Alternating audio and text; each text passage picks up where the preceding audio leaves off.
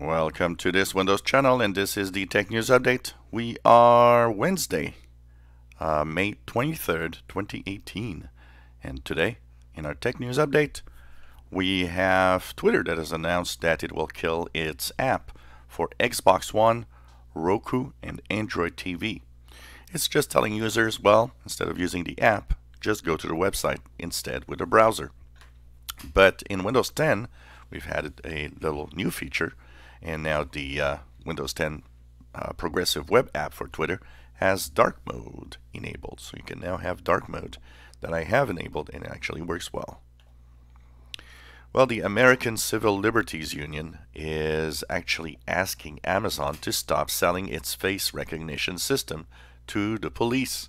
Yesterday we were talking about the recognition kind of, unknown program from Amazon that basically has this face recognition system that it's selling to law enforcement.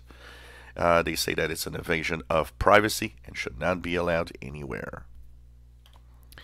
Well, we finally know that the Worldwide Developer Conference, the Apple WWDC event for 2018, is going to be happening from June 4th to 8th.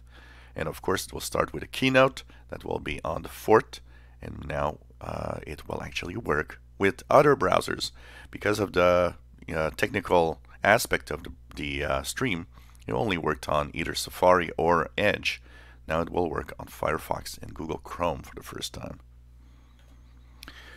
Mark Zuckerberg appeared in front of the European Parliament to say pretty much he's sorry and really pretty much nothing else.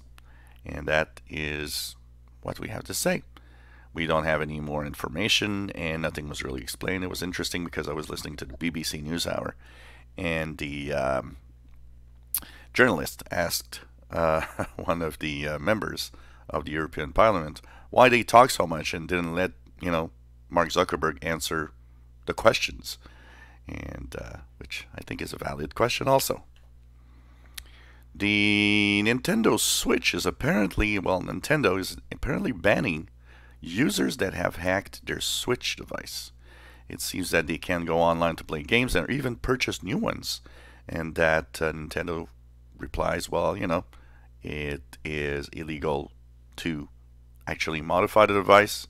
They don't want no one to actually hack into it, so they are actually using these ways of preventing people from actually purchasing other games when they do so. A poll that was conducted shows that more than 75% of US citizens are scared of getting inside a self-driving car. It would seem that they don't think this technology is really good, and even though all stats seem to show that self-driving cars are actually the best drivers on the road, most people don't think so and would not get into one of them. So there's a long way to go before these get really accepted. Cable and broadband internet services providers in the United States are pretty much hated by most of the users.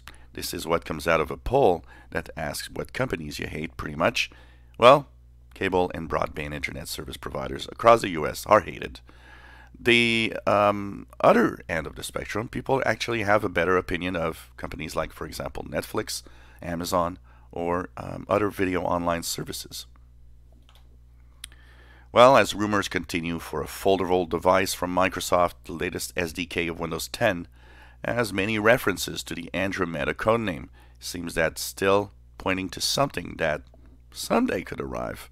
That would be a foldable device. Is it a phone? A tablet? I would tend to think of more of a tablet than anything else, but you never know. As the General Data Protection Regulation is getting closer, only a couple of days before they are in effect, the first thing we know is that pretty much no one is ready for it.